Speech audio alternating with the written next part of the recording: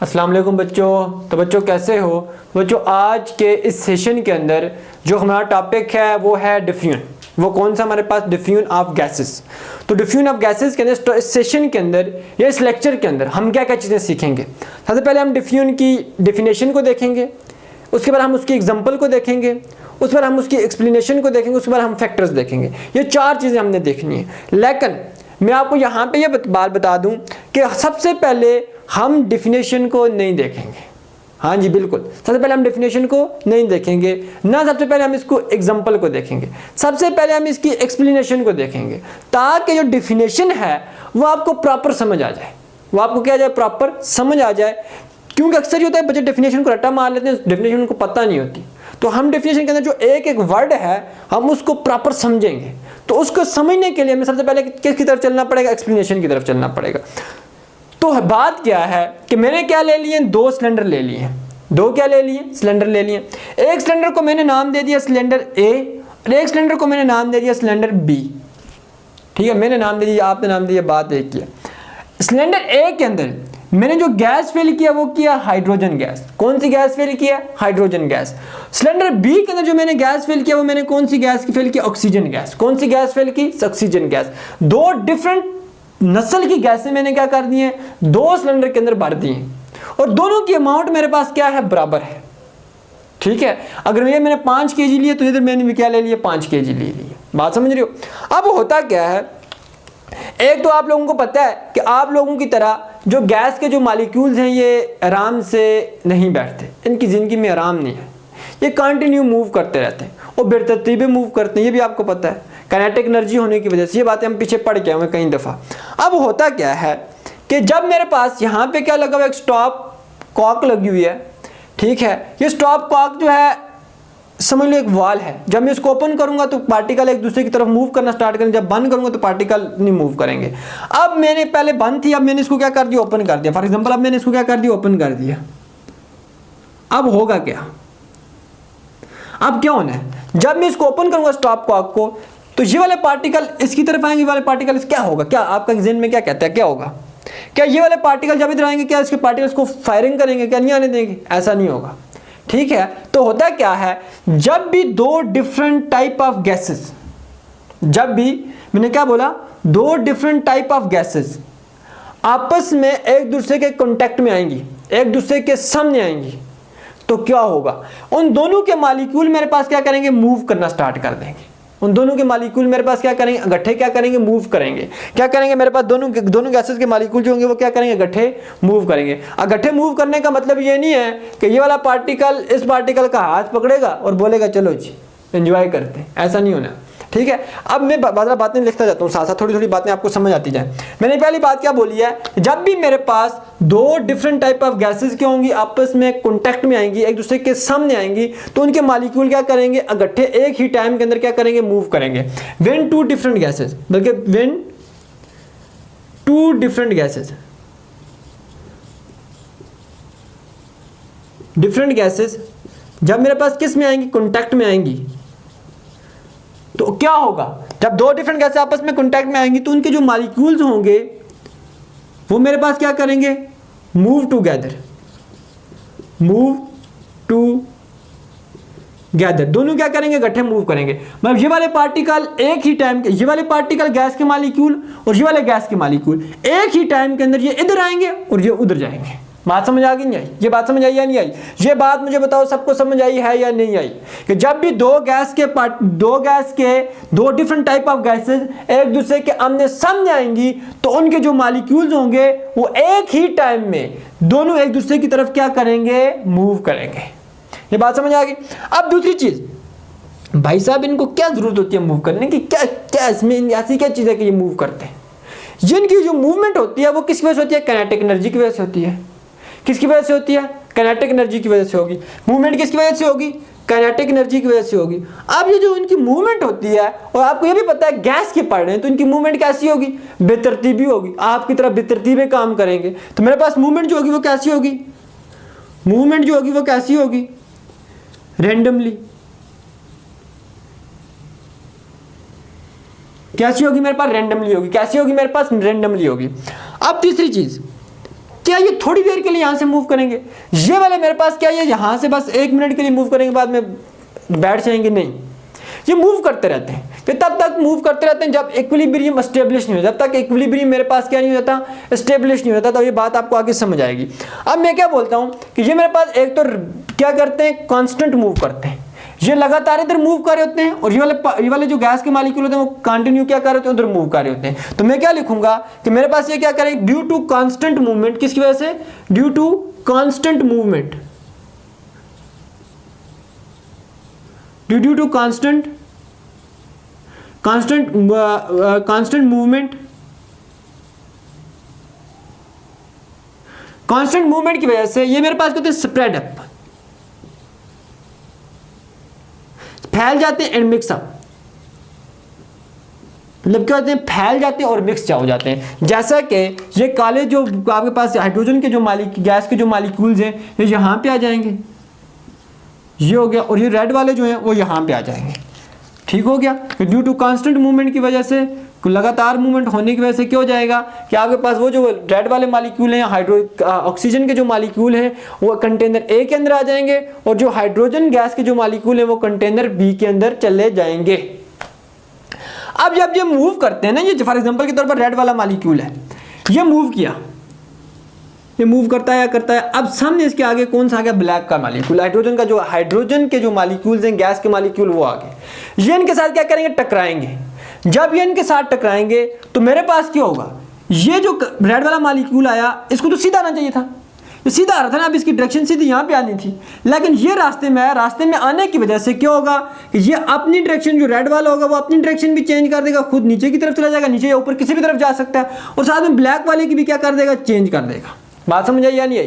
कि जब ये क्या करते हैं, मूव कर रहे होते हैं, तो जब मूव करने की वजह से ये जाके जब दूसरे पार्टिकल से टकराते हैं, जब उसके साथ क्या करते हैं, कोलिजन करते हैं, तो इनकी डायरेक्शन क्या होती है, चेंज होती है। जब भी ये क्या करेंगे, दूसरे पार्टिकल के साथ क्या करेंगे, जाकर टकराएंगे, तो इनकी डायरेक्शन क्या हो जाएगी, चेंज हो जाएगी। ठीक है, तो मैं क्या लिखूंगा कि जब ये क्या करते हैं, मूव करते हैं, जब ये क्या करते हैं, मूव करते हैं, तो इनकी डायरेक्शन मेरे पास क्या हो जाती है, चेंज होती है। डायरेक्शन मेरे पास क्या हो जाती है, डायरेक्शन मेरे पास क्या होती है, चेंज होती है। किसकी वजह से चेंज होती है, ड्यू टू कोलिजन।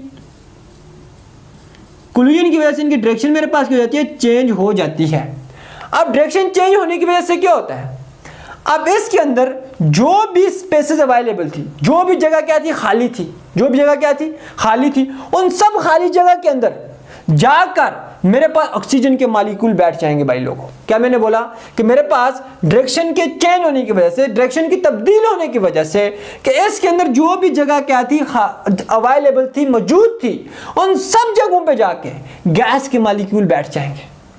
और यहाँ पे जो जगह भी अवेलेबल थी, जो भी जगह क्या थी, अवेलेबल थी, उन सब जगहों पे जाके कौन बैठ जाएगा, हाइड्रोजन के मॉलिक्यूल जाके क्या हो जाएंगे, बैठ जाएंगे। किसकी वजह से सारा काम, किसकी वजह से खराब हुआ, ये डायरेक्शन की तब्दील होने की वजह से।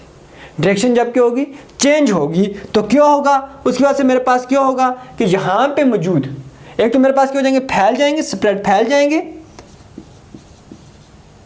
फैलेंगे, एंड साथ में क्या करेंगे कि इधर जो भी अवेलेबल स्पेसेस होंगी, जो भी क्या होंगी, अवेलेबल स्पेसेस होंगी, उधर जिधर भी अवेलेबल स्पेस हो वहां पे ये जाके क्या हो जाएंगे, बैठ जाएंगे। वहां पे जाके ये क्या करेंगे, मेरे पास क्या हो जाएंगे, मिक्सअप हो जाएंगे। ठीक है ना, वहां पे जाके ये क्या करेंगे, फिल अप हो जाएंगे, फिल हो जाएंगे। आगे बात की समझ। फिर मेरे पास क्या होता है, जब जूं वक्त गुजरता रहता है, ये काम होता चलता रहता है कि ये पार्टिकल यहाँ से इधर आते हैं, टकराते हैं, टकराने के बाद डायरेक्शन चेंज करते हैं, जो जगह इनको मिलती है वहां पे जाके ये क्या करते हैं, बैठ जाते हैं। ये काम चलता रहता है, ये काम चलता रहता है, चलता रहता है। जब जो टाइम साथ साथ गुजरता रहता है, एक टाइम ऐसा आता है कि जब मेरे पास कंसंट्रेशन ऑफ गैसेस, ये दो डिफरेंट टाइप ऑफ जो गैसेस हैं, इनकी जो मिकदार होती है, जो कंसंट्रेशन होती है, जो मेरे पास क्या होती है, कंसंट्रेशन, वो कंसंट्रेशन जो होती है किसकी, गैसेस की, जो मेरे पास क्या होती है, कंसंट्रेशन ऑफ गैसेस। ये जो गैसेस की मेरे पास जो क्या है, मिकदार है, वो मेरे पास क्या हो जाती है, यूनिफॉर्म हो जाती है। वो मेरे पास क्या हो जाती है, यूनिफॉर्म, यकसां हो जाती है, बराबर हो जाती है। भाई लोगों क्या हो जाती है मेरे पास, बराबर। जितने मेरे पास ब्लैक के पार्टिकल यहाँ पे हैं, उतनी ब्लैक के पार्टिकल क्या होंगे, यहाँ पे होंगे। जितने मेरे पास रेड वाले पार्टिकल यहाँ पे, वो इतनी रेड पार्टिकल क्या होंगे, यहाँ पे होंगे। तो मेरे पास फिर जब यकसां हो जाते हैं तो फिर क्या हो जाएगा, इक्विलिब्रियम एस्टेब्लिश हो जाएगा। फिर मेरे पास क्या हो जाएगा, इक्विलिब्रियम क्या हो जाएगा, एस्टेब्लिश हो जाएगा। इक्विलिब्रियम मेरे पास क्या हो जाएगा, स्टेब्लिश हो जाएगा, स्टेब्लिश हो जाएगा। अब मुझे एक बात बताओ, क्या गैस के पार्टिकल जो होंगे, मुझे बताओ कि वो सारे के सारे इधर इस कोने में चुप करके बैठ जाए होंगे? नहीं, यहां पे जो मेरे पास पार्टिकल की जो डिस्ट्रीब्यूशन होती है ना, वो मेरे पास यूनिफॉर्मली होती है, इक्वल होती है। पार्टिकल जो होंगे वो इक्वली डिस्ट्रीब्यूट होंगे। जितने पार्टिकल यहाँ पे होंगे मेरे पास किसके, ऑक्सीजन के मॉलिक्यूल जितने यहाँ पे होंगे इतने ही मेरे पास यहाँ पे होंगे, इतने ही मेरे पास यहाँ पे होंगे, इतने ही मेरे पास यहाँ पे होंगे। इस डिस्ट्रीब्यूशन को, ये जो इक्वली डिस्ट्रीब्यूशन होती है, इसको हम बोलते हैं होमोजीनियस। क्या बोलते हैं हम? होमोजीनियस। ये वर्ड आपने याद रखना है कि मेरे पास क्या मैंने बोला है कि मेरे पास क्या, कि मेरे पास यूनिफॉर्म, या फिर मैं क्या बोल, equally distribution, equally E Q U A double L Y, equally distribution.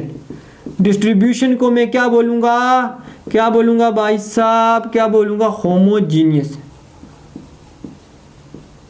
क्या बोलूंगा, होमोजीनियस। अब देखो, अब डेफिनेशन की तरफ चलते हैं। अब ये वाला इलाका ऊपर नजर आ रहा है। अब मुझे ये बात बताओ, क्या तुम लोगों ने इन गैसेस को आपस में मिक्स करने के लिए जैसे कोई आग लगाई, कोई पीछे से पंप किया, कुछ जैसे पंप भरा, कुछ भी नहीं किया ना, खुद ब खुद काम हुआ ना, हुआ नहीं हुआ। तो सिर्फ आपने तो वाल यहाँ से हटाया, आपने तो इनको रोक के रखा हुआ था। जैसे आपने वाल ओपन किया, ये काम चालू हो गया। तो क्या हुआ, मैंने क्या लिखा है, स्पॉन्टेनियस, खुद ब खुद। क्या? खुद ब खुद गैस के मॉलिक्यूल, दो डिफरेंट जो गैसेस हैं, दो या दो से ज्यादा जो डिफरेंट गैसेस हैं, उनके मॉलिक्यूल का आपस में क्यों ना मिक्सअप होना। क्या मैंने बोला? खुद ब खुद दो या दो से ज्यादा गैसेस के जो मॉलिक्यूल्स हैं, उनका आपस में क्यों होना, मिक्सअप होना। उनका आपस में क्यों होना, मिक्सअप होना। किसकी वजह से? किसकी वजह से? दो इसकी वजूहत है। एक मेरे पास क्या, कि एक मेरे पास इनकी जो बेतरतीबी मोशन है, रैंडम मोशन की वजह से, और दूसरा मेरे पास जो है वो मेरे पास डायरेक्शन की वजह से।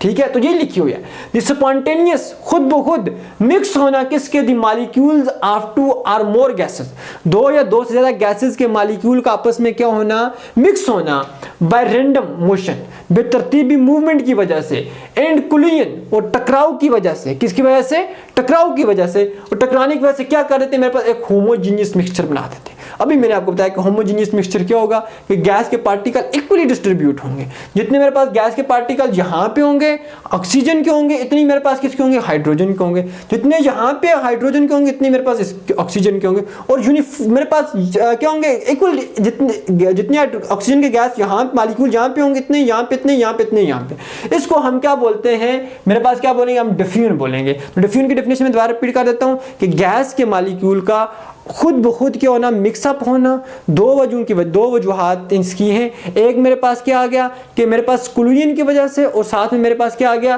कि रैंडम मोशन की वजह से, और एक होमोजीनियस मिक्सचर बना देना, उसको हम क्या बोलेंगे, डिफ्यूजन बोलेंगे। एग्जांपल क्या आपके पास, एग्जांपल आपके पास क्या है कि जब भी आप क्या करते हो, अपने कपड़ों के ऊपर परफ्यूम छिड़कते हो, स्प्रे करते हो, तो उसके मॉलिक्यूल जो होते हैं वो यूनिफॉर्मली हर तरफ के फैल जाते हैं, यकसां हर तरफ के फैल जाते हैं। आपने तो मेरे पास यहाँ पे परफ्यूम फेंकी थी, लेकिन होता क्या कि परफ्यूम आपको रूम के उस कोने से भी आ रही होती है, खुशबू उस कोने से भी आ रही होती है, उस कोने से भी आ रही होती है, इस कोने से भी आ रही है, इस कोने से भी आ रही है। कमरे के चारों जो कोने होने, उन चारों के चारों कोनों से आ रही होती है। ऐसा नहीं कि एक कोने से आएगी। तो ये थी इसकी मेरे पास क्या एग्जांपल थी। तो एक और भी चीज़ ये है कि इसके नोट्स मैंने सारे ये लिखे हुए हैं, ये एक्सप्लेनेशन मैंने लिखे हुए। नोट्स की तरफ जा, चलो नोट्स इनको मैं आसान करके बता देता हूँ। क्या लिखा हुआ है, जब when two different gases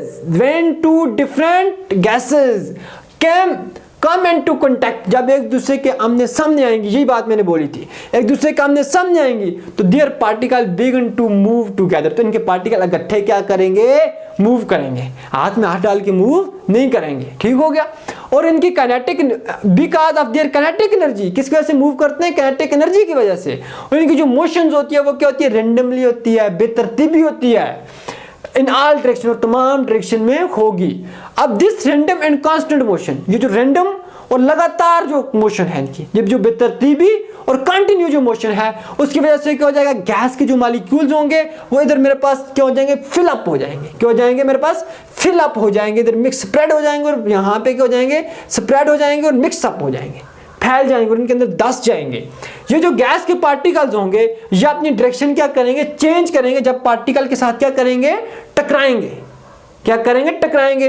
और डायरेक्शन को चेंज होने की वजह से क्या होगा कि मेरे पास जो भी इस जगह पे अवेलेबल स्पेसेस होंगी वहां पे जाके पार्टिकल क्या हो जाएंगे, बैठ जाएंगे। यही चीजें लिखी हुई हैं, यही चीजें लिखी हुई हैं, ठीक है। जो वक्त गुजरेगा, ये लिखा as time goes the concentration of both type of gases is uniform, यकसां हो जाएगी अक्रॉस द इंटायर स्पेसेस, मतलब जो भी स्पेसेस यहाँ पे होगी और यहाँ पे होंगी, सब के अंदर मेरे पास गैस के जो मालिक्यूल जो होंगे कंसंट्रेशन बराबर हो जाएगी और इक्विलिब्रियम क्या हो जाएगा, अचीव हो जाएगा। तो मेरे बच्चों अब हम चलेंगे नेक्स्ट किसकी तरफ चलेंगे कि फैक्टर्स कौन कौन से हैं जो इसको क्या करते हैं, इफेक्ट। तो अब हम आते हैं factor affecting the rate of diffusion, कि रेट ऑफ डिफ्यूजन को कौन कौन से फैक्टर क्या करेंगे, अफेक्ट करेंगे। अब देखो एक बात तो आपने याद रखनी है कि मैं आपको एक बार बता देता हूँ कि जो गैसेस होंगी ना, तमाम की तमाम गैसेस, जो भी गैसेस होंगी, ऐसा नहीं कि तमाम की तमाम गैसेस जो होंगी उनकी रेट ऑफ डिफ्यूजन, जो स्पीड ऑफ डिफ्यूजन होगी वो बहुत सेम होगी, ऐसा नहीं होगा। तो जो आपके पास रेट ऑफ डिफ्यूजन जो होती है वो डिपेंड करती है स्पीड के ऊपर। जिसके पार्टिकल जितने जल्दी से, जिसके पार्टिकल किसी भी गैस के पार्टिकल या मॉलिक्यूल जितनी जल्दी से क्या करेंगे, पेनिट्रेट करेंगे, जितनी जल्दी से जो खाली स्पेसेस होंगी उनकी जगह पे, उस जगह पे जाके बैठ जाएंगे, उनकी रेट ऑफ डिफ्यूजन इतनी ज़्यादा होगी। मैंने क्या बोला है कि जिसके पार्टिकल, जिस भी गैस के पार्टिकल जितनी तेज़ी से क्या करेंगे, पेनिट्रेट करेंगे, उसकी रेट ऑफ डिफ्यूजन क्या होगी, ज़्यादा होगी।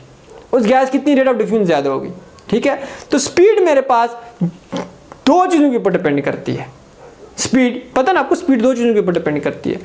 मैंने यही बात बोली है ना कि मेरे पास स्पीड जिसकी ज़्यादा होगी उसकी रेट ऑफ डिफ्यूजन भी ज़्यादा होगी। तो स्पीड दो चीज़ों के ऊपर डिपेंड करती है, एक आपके पास टेम्परेचर के ऊपर और एक आपके पास मॉलिक्यूलर वेट के ऊपर, वजन के ऊपर, ठीक है। तो सबसे पहले हमारे पास जो मॉलिक्यूलर वेट है, सबसे पहले जो हमारे पास क्या मॉलिक्यूलर वेट है। अभी आप मुझे ये बात बताओ, जैसे आपके सर हैं बिल्कुल स्मार्ट से, ठीक है ना, समझ लो, ठीक है ना, वैसे मैं हूँ भी अल्हम्दुलिल्लाह स्मार्ट ही हूँ। अब मेरे साथ एक आप मोटा सा कोई पहलवान टाइप बंदा छोड़ दो, हम दोनों को भगाओ, कहें साथ दोनों आप भागें, देखते हैं कौन जल्दी एक जगह से दूसरी जगह पे पहुँच जाए। तो मुझे बताओ कौन जल्दी पहुँचेगा? भाई साहब अपन पहुँचेंगे, क्योंकि हम क्या हैं, हल्के हैं। तो ऐसे मॉलिक्यूल जिनका मेरे पास वेट क्या होगा, कम होगा, ऐसे मॉलिक्यूल ऐसे मॉलिक्यूल जिनका वजन क्या होगा, कम होगा, वो क्या करेंगे, तेजी से मूव करेंगे। वो क्या करेंगे, तेजी से क्या करेंगे, बहुत तेज मूव करेंगे। और जो मेरे पास फास्टर जो मेरे पास हैवियर मॉलिक्यूल होंगे वो क्या करेंगे, स्लोली धीरे धीरे क्या करेंगे, मूव करेंगे। अगर हम क्या करें, 5 मिनट दे दें, 5 मिनट दे दें, मोटे बंदे को भी छोड़ दें, कमजोर बंदे को छोड़ दें, कहें भागो, तो एक स्पेसिफिक टाइम के अंदर कौन जल्दी डिस्टेंस ट्रेवल करेगा, लाइटर मॉलिक्यूल। तो यही बातें लिखी हुई हैं, ये बातें लिखी हुई हैं। लाइटर मॉलिक्यूल जो होंगे, हल्के मॉलिक्यूल जो होंगे, बहुत तेजी फास्टर मूव करेंगे। दे कैन ट्रेवल फास्टर, ये जो डिस्टेंस होगा बहुत तेजी से कवर करेंगे इन द गिवन टाइम, मतलब एक स्पेसिफिक टाइम के अंदर ये क्या करेंगे, काफी फासला तय करेंगे। किसके मुकाबले में, हैवियर मॉलिक्यूल के मुकाबले में। जो जितना फासला जल्दी तय करे, जो जितना तेज मूव करेगा, उसकी रेट ऑफ डिफ्यूजन इतनी ज्यादा होगी। तो लाइटर मॉलिक्यूल की रेट ऑफ डिफ्यूजन क्या होगी, ज्यादा होगी। अब आ जाओ जी ग्राहम लॉ ऑफ डिफ्यूजन, कि मेरे पास एक साइंटिस्ट है ग्राहम लॉ, उसने क्या किया था, डिफ्यूजन को थोड़ा सा एक्सप्लेन किया था। उसने ये बोला था कि जो रेट है किसकी, रेट ऑफ डिफ्यूजन है, जो रेट ऑफ क्या है मेरे पास, डिफ्यूजन, जो रेट ऑफ डिफ्यूजन है गैसेस की, वो किसके डायरेक्टली इनवर्सली प्रोपोर्शन है। वो मेरे पास rate of diffusion is inversely proportion to the square root of the molecular mass. बात समझ आई है कि rate of diffusion is inversely proportion to the square root of the molecular mass is called Graham law of diffusion. बाद में definition लिख देता हूं कि rate of diffusion, rate of इसकी स्टेटमेंट है, the rate of diffusion is inversely proportion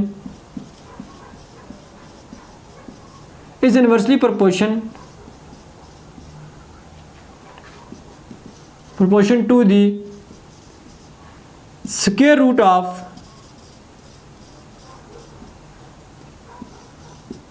of molecular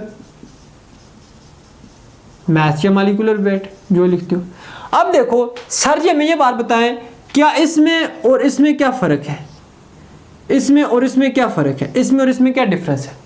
भाई साहब ज़मीन आसमान का डिफरेंस है। इसमें यह है इन्वर्सली प्रोपोर्शन का मतलब ये, अगर आप मैथ्स क्या करेंगे, कम करेंगे तो डिफ्यूजन क्या होगी, ज़्यादा होगी, रेट ऑफ डिफ्यूजन क्या होगी, ज़्यादा होगी। अगर आप मैथ्स बढ़ाएंगे तो रेट ऑफ डिफ्यूजन क्या हो जाएगी, कम हो जाएगी। अगर मैं मैथ्स क्या करता हूँ, 4 गुना क्या करता हूँ, बढ़ाता हूँ, 4 गुना क्या करता हूँ, बढ़ाता हूँ, 4 गुना क्या करता हूँ, बढ़ाता हूँ, तो रेट ऑफ डिफ्यूजन जो होगी वो भी क्या हो जाएगी, 4 गुना क्या हो जाएगी, कम हो जाएगी। बात समझ आई नहीं आई? अगर मैं क्या करता हूं, 4 गुना मैथ्स बढ़ाऊंगा तो रेट ऑफ डिफ्यूजन भी 4 गुना क्या होगी, कम होगी।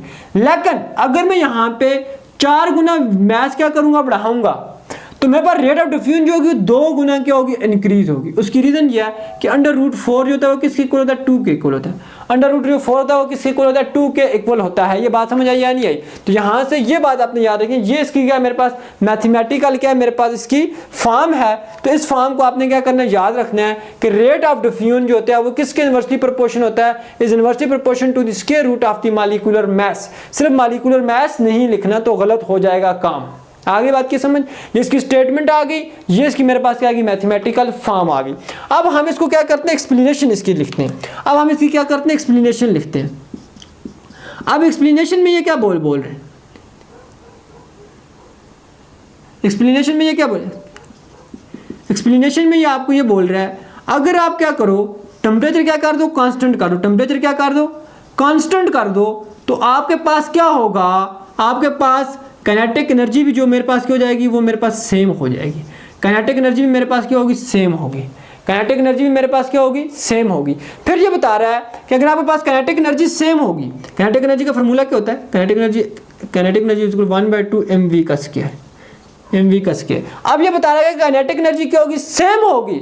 तो आपके पास ऐसे मॉलिक्यूल जिनका मास क्या होगा, ऐसे मॉलिक्यूल जिनका मास क्या होगा, मॉलिक्यूल जिनका मास मेरे पास क्या होगा, ज़्यादा होगा, मास क्या होगा, लार्ज होगा, ज़्यादा होगा, उनकी स्पीड मेरे पास क्या होगी, कम होगी, स्पीड मेरे पास क्या होगी, कम होगी। और ऐसे मॉलिक्यूल जिनका, ऐसे मॉलिक्यूल भाई लोगों कि जिनका मास मेरे पास क्या होगा, कम होगा, उनकी स्पीड आपके पास क्या होगी, ज़्यादा होगी। ये तो आसान सी बात है कि ये थी सिंपल सी ग्राहम लॉ ऑफ डिफ्यूजन था कि rate of diffusion is inversely proportion to the square root of molecular mass. Explanation क्या थी, अगर आप टेम्परेचर कांस्टेंट करोगे तो काइनेटिक एनर्जी भी क्या रहेगी, मेरे पास सेम रहेगी। काइनेटिक एनर्जी का फार्मूला ये आ गया, अगर काइनेटिक एनर्जी सेम होगी तो ऐसे मॉलिक्यूल जिनका मास ज़्यादा होगा उनकी स्पीड कम, रेट ऑफ डिफ्यूजन कम। तो मेरे पास ऐसे मॉलिक्यूल जिनका मास कम होगा उनकी स्पीड ज़्यादा, रेट ऑफ डिफ्यूजन भी क्या होगी, ज़्यादा होगी। लास्ट जो है मेरे पास आसान सा जो आपको आता भी है, टेम्परेचर। टेम्परेचर क्या है, आप दूसरा फैक्टर वो आपके पास क्या है, टेम्परेचर TMP लिखते हो शॉर्ट फॉर्म में। अगर आप टेम्परेचर को इंक्रीज करोगे, टेम्परेचर के इंक्रीज करने से, टेम्परेचर के इंक्रीज करने से जो रेट ऑफ डिफ्यूजन होती है वो भी क्या हो जाती है, इंक्रीज होती है। रेट ऑफ डिफ्यूजन भी क्या हो जाती है, इंक्रीज होती है। रेट ऑफ डिफ्यूजन भी क्या हो जाती है, आपके पास इंक्रीज हो जाती है, इंक्रीज हो जाती है। रेट ऑफ डिफ्यूजन भी क्या हो जाती है, आपके पास इंक्रीज हो जाती है। रेट ऑफ डिफ्यूजन क्यों इंक्रीज होती है, इसकी रीजन ये है क्योंकि जब आप टेम्परेचर इंक्रीज करते हो तो मेरे पास पार्टिकल की जो होती है काइनेटिक एनर्जी की हो जाती है, इंक्रीज होती है। पार्टिकल की जो है काइनेटिक एनर्जी की हो जाती है, इंक्रीज होती है। पार्टिकल की काइनेटिक एनर्जी इंक्रीज होने का क्या मतलब है कि पार्टिकल मेरे पास क्या करते हैं, तेजी से फास्टर क्या करते हैं, मूव करते हैं। जब वो फास्टर मूव करते हैं तो हम ये बोल सकते हैं कि उसकी वेलोसिटी मेरे पास क्या हो चुकी है, इंक्रीज हो चुकी है। वेलोसिटी क्या हो चुकी है, इंक्रीज। देखो मैं बातों कैसे रिलेट करूँ, मैंने क्या बोला, टेम्परेचर को इंक्रीज करने से रेट ऑफ डिफ्यूजन क्या होगा, इंक्रीज होगा। तो जब आप टेम्परेचर को इंक्रीज करोगे तो पार्टिकल की काइनेटिक एनर्जी क्या होगी, इंक्रीज होगी। पार्टिकल की काइनेटिक एनर्जी इंक्रीज होने का मतलब है कि पार्टिकल बहुत तेजी से क्या करेंगे, मूव करेंगे। जब पार्टिकल तेजी से मूव करेंगे तो उनकी वेलोसिटी मेरे पास क्या होगी, ज्यादा होगी। जब वेलोसिटी ज्यादा होगी तो जो मेरे पास मॉलिक्यूल होंगे वो मेरे पास क्या करेंगे, बहुत फ्रिक्वेंटली मॉलिक्यूल जो होंगे फ्रिक्वेंटली बार बार फ्रिक्वेंटली एनर्जेटिक्स और जोर ताकत से, एनर्जेटिक्स बहुत ताकत से जाके क्या करेंगे, कोलिजन करेंगे। क्या करेंगे, कोलिजन करेंगे, टकराएंगे। जब वेलोसिटी ज्यादा होगी तो मेरे पास पार्टिकल बार बार जाके टकराएंगे, बार बार टकराएंगे और बड़े जोर से टकराएंगे, बड़ी ताकत से टकराएंगे। टकराने से क्या होगा कि मेरे पास वो उसको क्या करेगी, फैसिलिटेट करेगी, तैयार करेगी, फैसिलिटेट करेगी, फैसिलिटेट करेगी फॉर किसके लिए, डिफ्यूजन के लिए, फॉर किसके लिए, हाई रेट ऑफ डिफ्यूजन के लिए। हाई रेट ऑफ डिफ्यूजन के लिए क्या करेगी, फैसिलिटेट करेगी जब टेम्परेचर क्या होगा, ज्यादा होगा। तो बच्चों तब तक के लिए अल्लाह हाफिज़, इंशाल्लाह नेक्स्ट लेक्चर में मिलेंगे।